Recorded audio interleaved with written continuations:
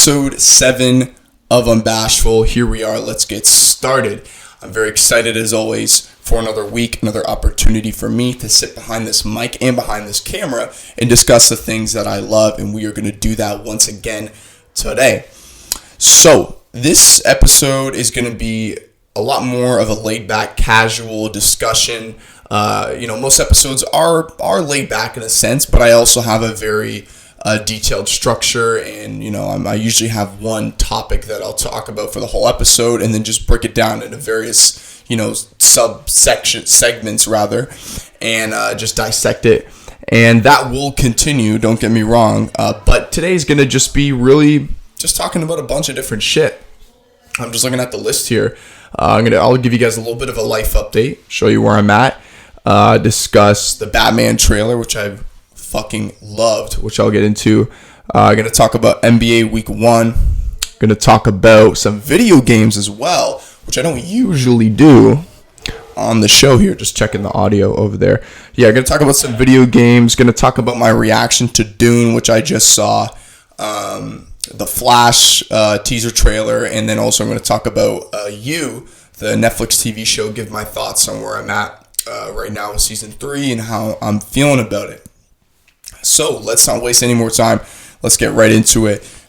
Give a little bit of a life update. I'm doing well. I'm healthy. I'm happy. I've been trying to make a lot of corrections and fixes in my life, primarily with my sleep schedule. I have a really fucked up sleep schedule. I usually go to bed around like 4 o'clock in the morning just because I'm usually working on one thing or another. And then I'm usually not waking up until like 12 o'clock the next day. And then the problem with that is everybody around me, they're going about their business. They've already been up for, 2 to 3 hours, and I'm just beginning my day. So I'm almost, in a way, playing catch up. Not that I'm trying to compete with other people around me, but it just doesn't, it's almost like from a mental standpoint, you feel like you don't have that energy to go when you feel like you've woken up so late in the day. Maybe that's just my personal experience, I guess. But I have made a very conscious effort to fix my sleep schedule. I've been going to bed at about 10 o'clock now, and I've been waking up at about, I go to bed around like 10 p.m., 11 p.m., and then I'll usually wake up around like 6 a.m., and what that does for my productivity is, since I'm waking up so much earlier, as a lot of people that, probably do this know, you have all that morning to get everything that you need to get done. I'll get my podcast stuff done, my notes and stuff like that, and then I'll work on other things as well. And then by then, usually it's about 11 o'clock, noon, and then I'm done. I got all my priorities done for the day, and then I could do whatever I want for the rest of the day. Go hang out with my girlfriend, hang out with the lads, and go to the gym. Whatever. I have that time to do what I want. Whereas just starting to do all that, and then you're done working on your things by like dinner time, and then like the day's fucking over at that point. So I've been fixing my sleep schedule, and I'm trying to continue doing, sorting out some of my acting stuff on the side. I do plan on taking some acting classes from now until when I actually go to film school next fall or winter, one of the other. I'm still figuring that out. And then I'm also in the process of trying to get my headshots. I am looking for a photographer who's got the right camera lenses and all that. I don't really know that much about cameras, and I'm still figuring it out with my camera right now that you guys are watching from. But for those of you that are listening that are photographers, if you're interested in helping me with my headshots, send me a message and we'll have a conversation. Trying to get my headshots. Going to be taking some acting classes, been fixing my sleep schedule. A lot of this right here that I'm holding in my hand, coffee, this has a very big role in my fucked up sleep schedule. However, I'm still drinking coffee, but the only problem is that I was drinking coffee so late in the day that the caffeine, because I think caffeine stays, I think I watched some video on YouTube. I don't know. I don't know if the guy's completely, accurate in saying this, but he said in the video that caffeine stays in your body for about 6 to 8 hours. Now, I don't know if it stays in my body that long for me, because I have developed a very good tolerance for it. But then again, I don't want to speak on that, in detail, because I don't know enough about that. But nonetheless, if caffeine still does affect me. And then if I drink coffee at like whatever 9 o'clock, if that's like my first coffee of the day, I'm gonna be up all fucking night. So I've been prioritizing drinking my coffee in the earlier part of the day, like when I wake up, and then around like noon, and then like that's it. Before, I was drinking like 4 cups throughout the entire day. I'd have one at like noon, like 3 o'clock, then like 6, and then like 9. So that's another reason why. Excuse me, my sleep schedule was so fucked up. All right. So that's a little life update for you guys. There's probably some more I could talk about, but we'll keep it at there. Now let's move on and let's discuss the Batman trailer at DC Fandom. That was last week. I didn't watch DC Fandom. I was actually working that day, but my friends were keeping me up to date on the announcements and things that were going on. I heard they announced the Blue Beetle movie that's coming, and many others. Overall, I heard it was kind of a lame event. I heard it wasn't very interesting at all. Excuse me, but all I was waiting for was the Batman trailer and the Flash trailer as well, which we will get into. But the Batman trailer, wow, I think I've probably watched this new trailer like 10 times. It's absolutely incredible. The trailer just built upon what the first trailer did in terms of like the aesthetic. It had the Fincher 7 vibes to it. It looks like a very noir film. And I'll be honest, I'll just straight up come out and say this. I think this is going to be the best Batman film of all time. And I know a lot of people could say, well, I think you're overreacting. It's just a trailer. That is true. It's not true that I'm overreacting, but I'm saying it is true that a lot of people can overreact to, little pieces of marketing. But I truly don't feel like I'm overreacting. I really do think that this is going to be the best Batman film of all time. However, there has been movies that have come out in the past that have had great marketing, great trailers, but the movies weren't very good. I think at the very least, this film will be great. At the very least, right? I know I'm setting the bar real high, but I think Matt Reeves is a great director. That he's the director of this film. He directed the Planet of the Apes films, which I loved, especially the second one. He didn't direct the first one. He directed the second and third, but he didn't direct the first one. But I really liked his take on the Planet of the Apes films. And obviously, my favorite actor in Hollywood right now, Robert Pattinson, taking the crown, taking the reins of Batman. So I'm really excited to see more of his take on it. I think I watched this podcaster named John Campea, and he put it best. He said that I think out of all the Batmans, this is going to be the Batman that is the most damaged Batman. And what he's referring to in that is because obviously everybody knows the Batman origin story. Bruce and his mom and dad were killed in front of him. Now, I feel like each film has obviously, each film has always been like an origin tale to some degree, right? And Matt Reeves put it best. We've seen the origin tale, we've seen the fantasy with like Ben Affleck's Batman, but now this is going to be like a grounded version of Batman. And then I think he said this is going to be Batman in year 2, so it's not going to show, the typical, parents getting shot in the alley and all that, but it's obviously going to be referenced, I assume. And then I think, so going back to what John Campea said when he said, I think this will be the most damaged Batman, I think we're going to see Bruce Wayne and Batman really just showing like the anger and the vengeance and maybe the guilt. I don't know if he feels guilty, but we're going to see him carrying a lot of that rage. And I think you see it in the trailer. A lot of the fight scenes look really fucking aggressive. Like, obviously, when you're fighting, that's an aggressive thing to begin with, but it seems very personal with a lot of these fights that Batman is going to be getting himself involved in. And he just looks like unhinged. He just looks like he's like on the last fucking, like he looks like he's one thing away from going fucking crazy. And for me personally, that's not a problem. I think that looks absolutely incredible. I love the cinematography. The film just looks beautiful. Overall, I just cannot wait. It probably is my most anticipated film of 2022. I that's probably what I'm going to say right now. But towards the end of the year, I am going to make another. I'm going to do another podcast about all the films that I'm looking forward to for the new year. And there's a lot of great films: Doctor Strange, Thor, yada yada. I don't want to get too into detail about that right now, but right now it is Batman. The Batman is probably the most anticipated film for me personally. So that's the Batman trailer. Make sure you guys check it out if you haven't already. Now let's move on here. We're going to discuss week 1 of the NBA season. Now, I am going to talk about it, but I'm going to be honest with you. I haven't watched any of the games because my favorite team in the NBA is the LA Clippers, and they are a West Coast team.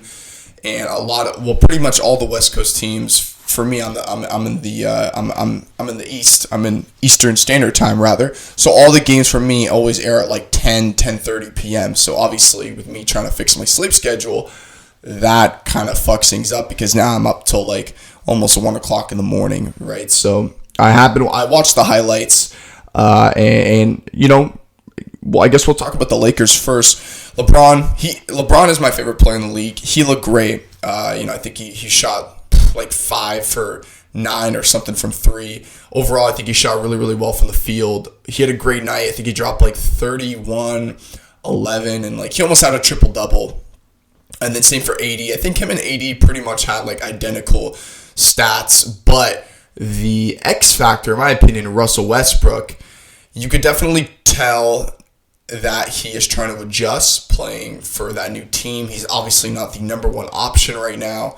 I'm not putting a lot of stock into his poor performance because I think he only had like 6 points, had a bunch of turnovers, shot the ball terribly. Now that is something that, we have seen before. Russ has never been the greatest shooter, but I think with time, with reps, with chemistry, with more games, I think Russ, you'll see him have those crazy triple-double games, and you'll see him run up the stat sheet.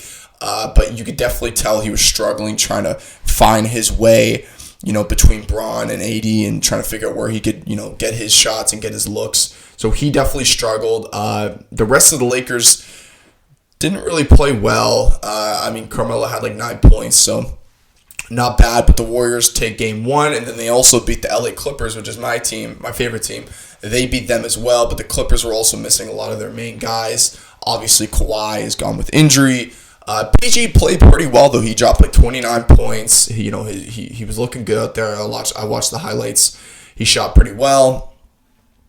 Steph went crazy. Steph actually didn't play very well the first game, but a lot of the supporting cast played very well. Jordan Poole, Andrew Wiggins. I wonder what the Andrew Wiggins situation, did they get that figured out? Did he get vaccinated? Because I'm pretty sure he could only play, correct me if I'm wrong, people that are listening and watching. If I'm wrong, let me know. But I think he's only allowed to play like road games, if I'm not mistaken. But maybe they figured that out and I just hadn't heard. Andrew Wiggins. Right, so getting back into the NBA here, like I was mentioning earlier, when due to me being on the East Coast and obviously a lot of the Western Conference teams that I prefer to watch, more specifically my favorite team, the Clippers, they play very, very late, and that just makes it very, very difficult for me to actually stick up and stay around for those whole games due to me trying to fix my sleep schedule. But moving on to the East, though, we do have Bucks versus Miami, and then we have Brooklyn, versus Bucks. So Miami actually kicked the shit out of the Bucks, but hey, it happens to the best of them. Giannis didn't have the best game. I think he only had about 15 points and like 10 rebounds or something like that. And I'm going to get into Giannis in a second because there's a lot of people that are overreacting and overrating his quote new jump shot, which I'll get into. But Bucks versus Brooklyn, you couldn't have asked for a better home opener for the Bucks. The ring ceremony, emotions are high, fans are excited, and they come in their home crowd, in front of their home crowd rather, and they absolutely just kicked the shit out of the Nets. The Nets look unmotivated, uninspired. Obviously, they're missing Kyrie, so I'm sure a lot of that drama infiltrated the locker room's chemistry to a degree, and that obviously doesn't help. However, though, with Kyrie, like I used to I used to disagree with a lot of the things that he used to say, and I used to judge him and stuff like that. But I've actually learned, obviously through my own personal growth, I just don't like to talk shit about anybody behind their back to begin with. But I've actually, as time has gone on, I've actually found a lot of very insightful things in many of the things that Kyrie has said, and I actually I've gained a lot of respect for him, because a lot of people judge him and a lot of people just tarnish his name, like Stephen A. Smith. But this guy has done so much for his community, for Brooklyn I'm referring to, and he's done just not even just Brooklyn. He's just done so much for the world. He's obviously given to a lot of charities. He's provided a lot of college tuition and scholarships and stuff like that. He's just he is a really good person, and he's done a lot for other people. And when it comes to his stances on the vaccine and all that, like, personally for me, I am vaccinated, but I don't have a problem with what he is trying to stand for. I know a lot of people do, and a lot of people are confused, but at the end of the day, like, it is your body, and I'm not going to judge you on how you may feel or whatever. So I have no problem with his stance whatsoever. I feel like people have been way too harsh on him. At the end of the day, he's just trying to stand up for what he thinks is right. And you can't discredit somebody for doing something like that. At the end of the day, whether we disagree or not, you at least have to have respect that he is trying to stand pat and say, this is what I'm doing and this is how I feel, whether you like it or not. And at the end of the day, that is my whole message of the name Unbashful. It's being unbashful about who you are, not giving a fuck about what people think about you, whether people disagree or agree with your stances and how you feel about certain things. And that's exactly what Kyrie is doing. So I have tons of respect for what he's doing. But anyways, getting back to the NBA here. Like I said, Bucks versus Brooklyn. Miami beat the Bucks last night, and then a couple days prior, Bucks beat Brooklyn. KD played great. KD dropped like 35. KD was KD. James Harden, I think he had like 20 or something like that. Overall, though, the team didn't look like they were very inspired or very motivated, at least for me personally. But I'm sure they'll bounce back, and they're probably my favorite team. Actually, they are. I talked about that on not my last episode, but my last episode talking about the NBA, which is episode 2, if I'm not mistaken, or 3. I mentioned that I got the Nets coming out of the East, which I'm still sticking to, that I have them coming out of the East. At the end of the day, with it being this early in the regular season, like the season just started, and a lot of these talk shows will try and make headlines and jump to conclusions that like this team will not work well because they had a really rough start. A lot of teams have a rough start, but sometimes those teams end up, at the end of the day, it's an 82 game regular season. It's not a sprint, it's a marathon, right? You have to be prepared for the long term, right? So whatever happens in week 1, take it with a grain of salt. Like, Miami beat the Bucks by like 20-something points yesterday. Do I really expect that to be a common theme moving forward? No. I think the Bucks are right behind the Nets as the best team in the East. If not, maybe you could even argue number 1, but I feel like the Nets are number 1. So that is going to wrap up week 1. I know there was a lot of other games. There was Chicago. I just didn't get around to watching those games. I've been very, very busy. And like I said, a lot of those games start very late. Moving forward, though, I will be starting next week. I am going to watch a lot more of the games, so I'll be able to actually provide more insight and more details on some of those games moving forward. So like I just said like 10 minutes ago when I briefly talked about Giannis, let's get into that. In the preseason, so many people on the internet were overreacting and overrating Giannis's new jump shot. And I don't know why people are making such a big deal out of this. Yes, he did shoot very well. I saw some of the highlights. He shot very well in the preseason. The guy was pulling up from 3, hitting faders. Like, yes, he was doing that. But to say he has a new jump shot, I think that is way too extreme. Yes, I've noticed he's tightened his elbow more like to the inside of his body. Like, it's more parallel with him now, as opposed like when he was shooting, his elbow was kind of like kicking out to the side or poking out to the side almost. So like he's made little improvements in that regard, but at the end of the day, his jump shot still pretty much looks the same. If anything, the only difference I'm noticing is that he's shooting with more confidence, and that just happens when you do something repeatedly more often and you get better at it. You're gonna feel more confident. It's just the way it is in anything in life. If I want to fucking be a carpenter and I start off from ground zero, I'm gonna be shit at being a carpenter. As time goes on, as I practice, as I get better, I'm going to feel more confident in what I'm doing, right? That maybe wasn't the greatest example, but you guys know what I mean. So if anything, that is the biggest thing I notice. He's shooting with more confidence. But to make this like bold, hot take to just saying like the league is done, it was fun while it lasted, I think that's absolutely fucking ridiculous. And I was just proven right on that very first game against Brooklyn. Now look, like I said, don't if you're watching the NBA, don't overreact to the first game of the season. There's going to be ebbs and flows, right? Guys are going to have games where they shoot well, and then people are going to have games where they don't shoot well, right? It's just inevitable. But Giannis had a pretty Giannis night from the field and from the three in the first game. He didn't shoot terrible, but from the three, he didn't shoot very well at all. And yeah, I don't remember off the top of my head, but I think it was somewhere like 2 for 9 or like 3 for 9 or something like that. He didn't shoot very well from three. He shot okay from the field. I think he shot like 43%, which isn't bad. But to Giannis' standards, this is a guy that can easily be, okay, actually, no, I was going to say 50, 40, 90. I don't think he'll ever be 50, 40, 90 because that free throw percentage probably will never hit 90%. But, I mean, that just goes back to what I'm saying. People are making it seem like Giannis going into the season is going to be a 50, 40, 90 guy. And for those of you who don't know what I'm referring to when I say 50, 40, 90, it's a term used in the NBA, meaning 50% from the field, 40% from three, and 90% from the free throw line. Those are just like percentages. And if you're a 50, 40, 90 guy, you're a damn good fucking shooter. You're one of the best in the league.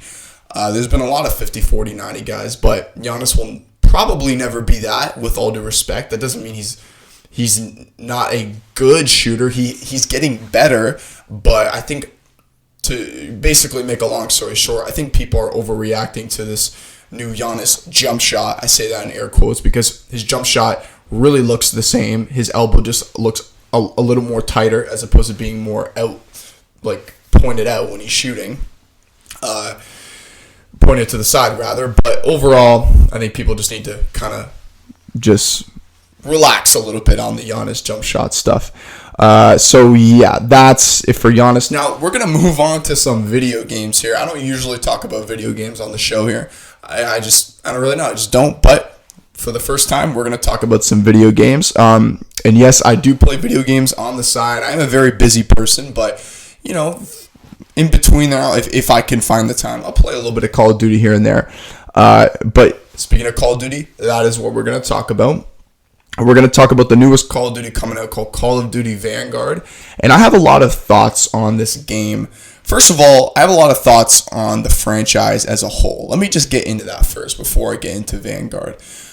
I really think these past couple of years have been very pivotal for the franchise, for better or for worse, starting with Modern Warfare in 2019. It really sort of...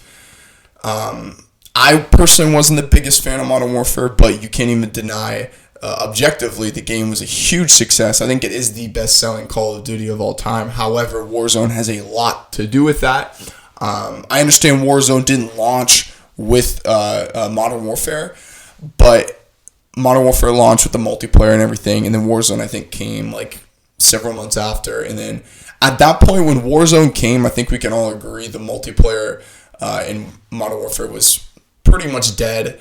And then I think because of Warzone coming in, it really rejuvenated the multiplayer, because if you're playing Warzone, there's a lot of guns that you want to get upgraded, and doing so will be a lot easier to do in multiplayer. So, that's pretty obvious for a lot of you people listening that play Warzone, but yeah, and then obviously this past year, Black Ops Cold War came out.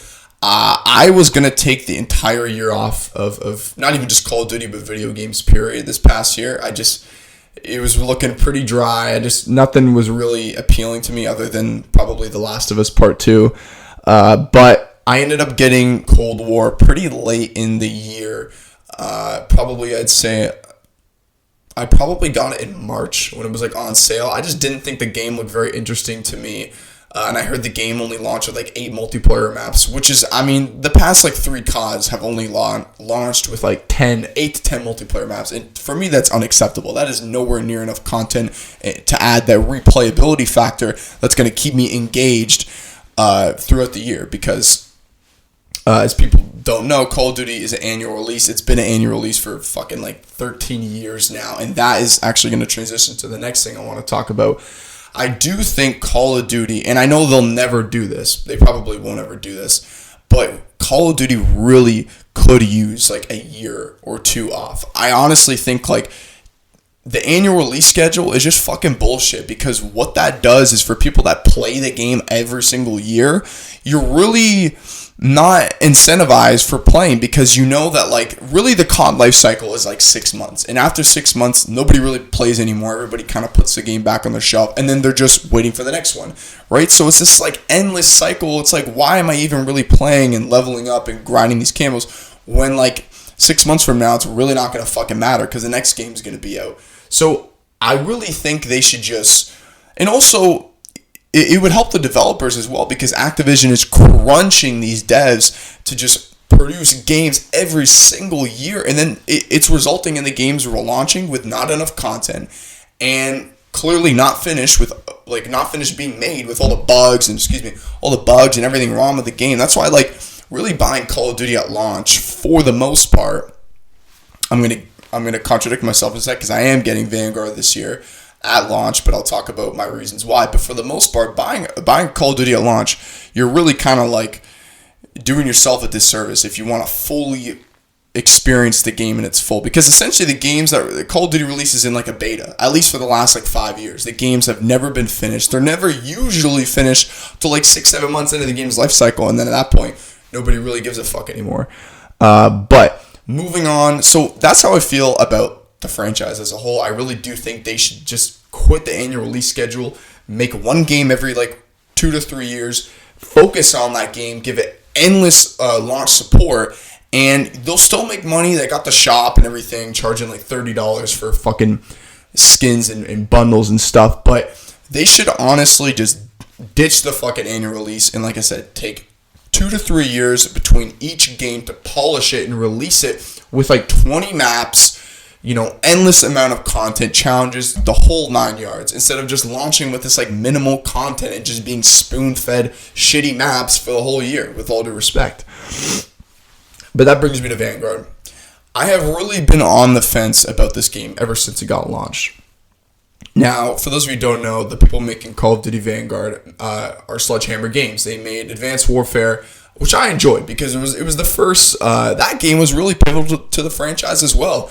It really spiraled the microtransaction, phase with supply drops, and don't get me wrong, I'm not a big fan of supply drops, but they have been done decently in certain games like Infinite Warfare and even World War II, Call of Duty World War II, which is also a Sledgehammer published game as well. So and also they co-worked on Modern Warfare 3. So Sledgehammer has some history in the Call of Duty franchise, not as deep and as rich as like Infinity Ward and Treyarch, but they have made some games. And personally, I enjoyed Call of Duty World War II, but the launch of that game struggled with what I mentioned earlier. Had like only 9 maps.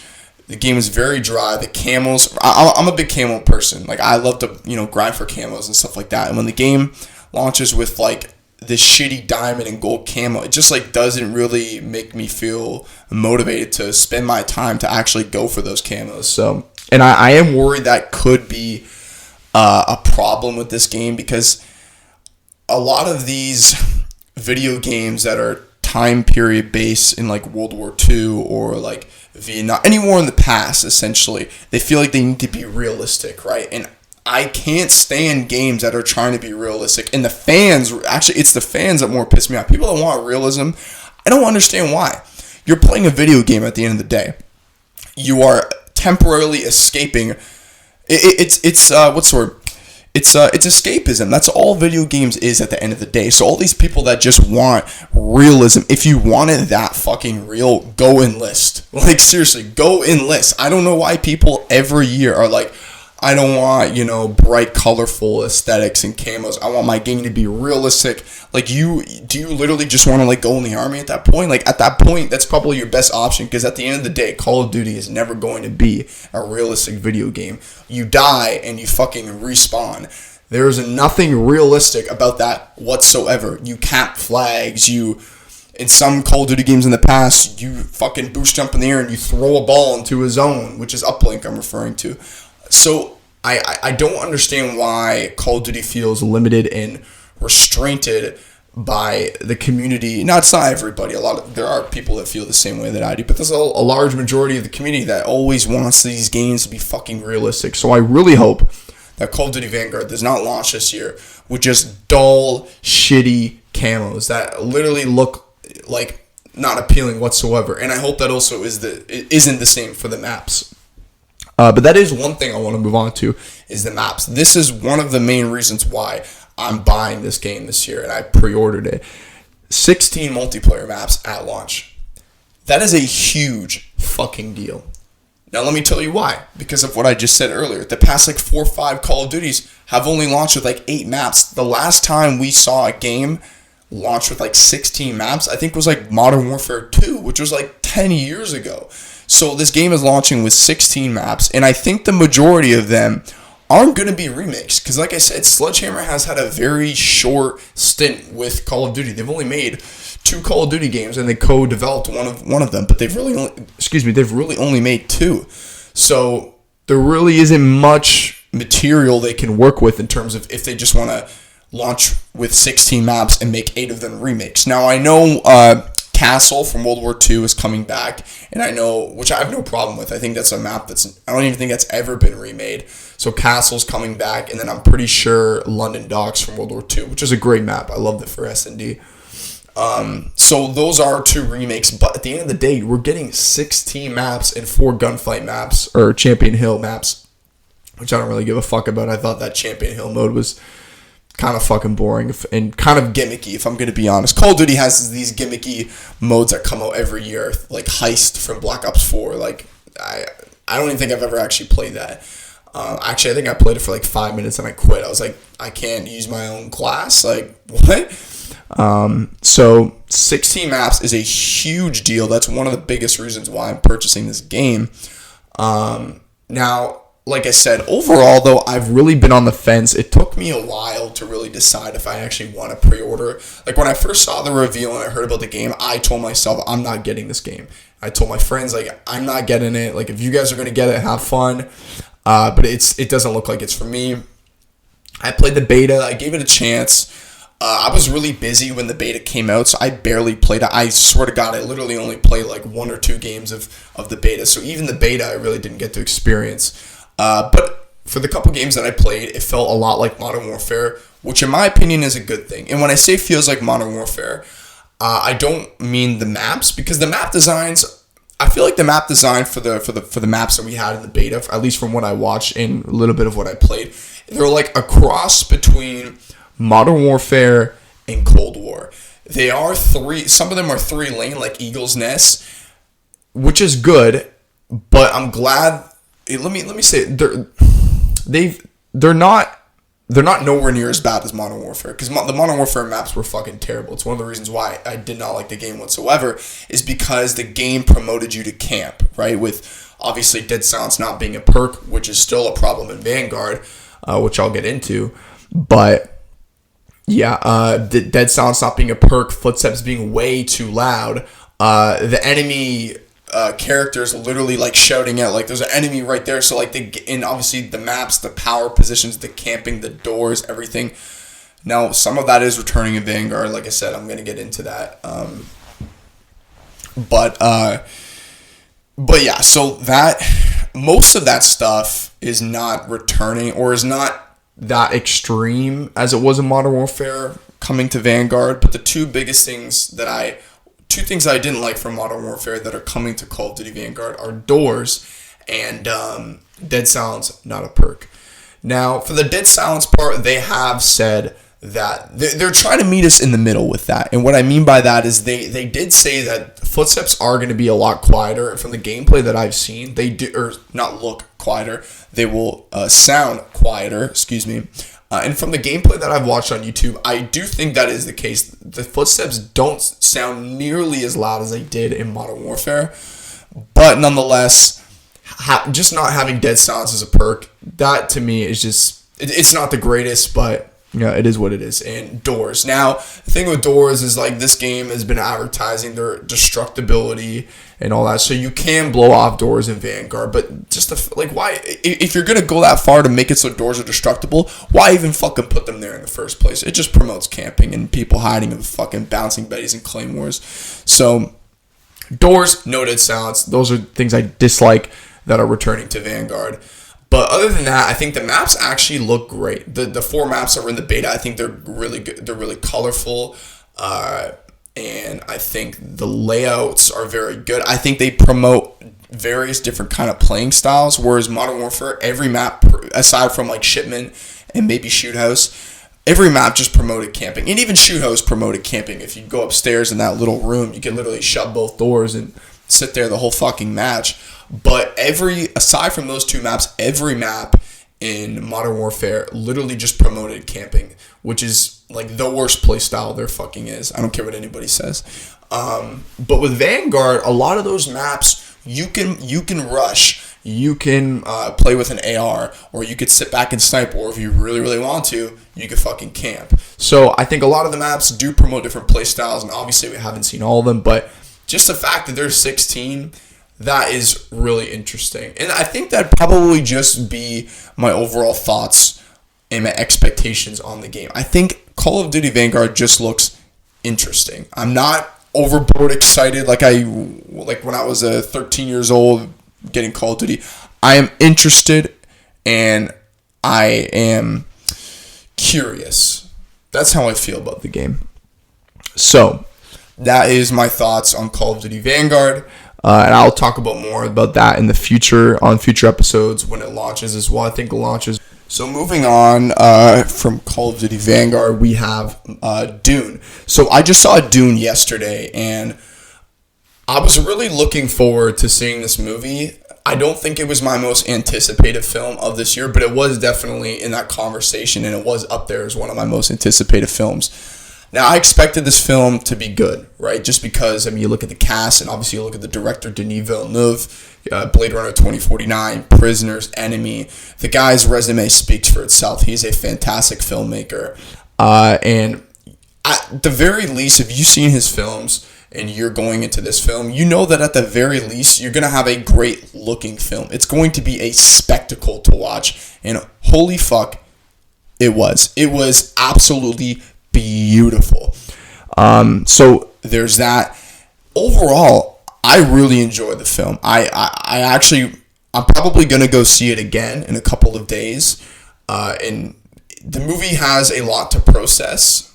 There's a lot going on. There's a lot of setup. And now, speaking of the setup, though, I've heard one common complaint about Dune for the people that have seen it before I saw it. The biggest thing I'm hearing is that it feels like half a movie. I disagree with that. There is noticeable setup and everything, and obviously this isn't a spoiler, but when you watch the movie, the opening title card says Dune Part 1. So that obviously indicates that there will be a Part 2, and I haven't read the source material, but I know that there is a lot to the book. So obviously there's probably going to be like a trilogy of films, but there's a lot of films that have released that there is just too much setup. You feel like the film is almost just existing to set up future films. And some of the Marvel films have been guilty of this, especially Avengers Age of Ultron. But this film is not guilty of this. Yes, it does do some narrative building to indicate, things that are going to happen in the future films, but it doesn't, at the end of the day, it doesn't take away from the overall story of this film. It is very much its own film, rather than just there to set up Dune Part 2. So I don't agree with that statement that it's just half. It feels like half a film. At the end of the day, those are feelings that some people feel, and if you feel that way, well, then you feel that way. I personally didn't. That's not how I feel about the film. I thought it did very much feel like its own separate movie with some, hints and some, some noticeable references, or not references, but, some dialogue and some character development and some foreshadowing, if you will. That's the word I'm looking for future events in the future films. But overall, I thought it was great. I thought, the acting was incredible. Josh Brolin really stood out for me in this film. I knew he was in it, but he did a really good job. I loved his character. I love Jason Momoa. I love Timothée Chalamet's take on Paul Atreides. I thought he did a really good job. Timothée Chalamet is a great actor. Overall, the cast and crew of this film was just absolutely incredible. And then his father in the film, what's the actor's name of his father? He's going to be Moon Knight in Marvel soon. I'm drawing a blank. I can't remember. But he was great as well. Overall, really great film. I'd probably give it like an 8.5, 8 out of 10. It was fantastic. And that score might even increase once I rewatch it, because I feel like I'm going to enjoy it even more when I rewatch it as well. Next, I'm going to talk about The Flash. Anybody that's kept up with The Flash, like the movie The Flash, now I haven't seen the TV show. I've never thought it looks very appealing. It looks very low budget, and I don't know, not for me. But with The Flash, for those of you who have kept up with it, or for those of you who haven't, this isn't a spoiler. It's common knowledge at this point on all, news outlets and stuff like that. Michael Keaton is reprising his role as Batman from way back in the day. If you've seen the Michael Keaton Batman films, and then Ben Affleck is coming back as well to play Batman. So they're coming back. I think Ben Affleck is in it very brief, but I do think Michael Keaton has a very important role in the film. And if you watch the trailer, it's a very short teaser. You don't see Ben Affleck as Batman, but you do see like a behind shot of Michael Keaton in his, and you could tell it's Michael Keaton because like you could just tell the cowl is very looks very stiff, and the bat ears are very high, whereas Ben Affleck's bat ears are obviously very short. So they very subtly tease Michael Keaton coming back as Batman, and actually I think he is also narrating through the trailer, so you hear his voice there, and then at the very end you see Supergirl, you see obviously Ezra Miller's Flash, and then you see like a clone of his Flash. Now I'm not too familiar with the Flash, like I said, source material, but I have heard people say they're thinking of doing, I don't know if they're doing Reverse Flash or something like that, but correct me if I'm wrong. So overall, the movie looks very good. They didn't really show too much, so I don't really have too much thoughts on The Flash. Overall, I am excited. I am intrigued. I'll be honest, mostly just to see the two different Batmans in one film, which we've never seen before. Okay, so that is it for Flash, and then we're going to move on to You. Now, when I say You, I'm referring to the show called You. If anybody has seen that show, it's one of my favorite shows on Netflix. It's about a guy named Joe Goldberg, and he is like a crazy psychopath. This dude is fucked up. He kills people, and I'm not going to spoil anything because it is a pretty new show for the most part. At least season 3 is pretty new, but I am enjoying season 3 so far. I'm on episode 6, so I'm basically about halfway done. I'm enjoying it so far. I think it's really interesting. I do still think my favorite season is probably number 1. And I'll give you guys more of an update moving forward, and I'll give you my full open spoiler thoughts once I actually finish the season, which I think I'll probably finish it in a couple of days if I can find the full time to do it. So overall, guys, I think that's it today. I think I've really just talked about most of the things. I'm going to title this episode Let's Talk Shop, and I'm going to try to aim to do these sort of episodes, once a month, and it's just really going to be a casual, laid-back conversation where I just talk about, anything and anything and everything, whatever I could figure out. Not too serious, not too structured, if you will. Just basically an open discussion just about everything going on. So I'm going to try and do these moving forward. I guess this will be Let's Talk Shop 1. Maybe I'll title it Let's Talk Shop 2 whenever I come around to doing this kind of episode again. But I am talking to potential guests for the future, so look out for that. We might be having some more guests come on to Unbashful. I am I've had guests come on the show, like I've had a couple of my friends, but I am speaking to people for actual like interviews and stuff like that, where I'm gonna like ask them, you know, questions and try and learn something myself and pull some information. So I'm very excited to, nothing official yet, but I am working on that in the background for the future. But as always, guys, thank you for listening and watching. And yeah, I will see you on episode 8.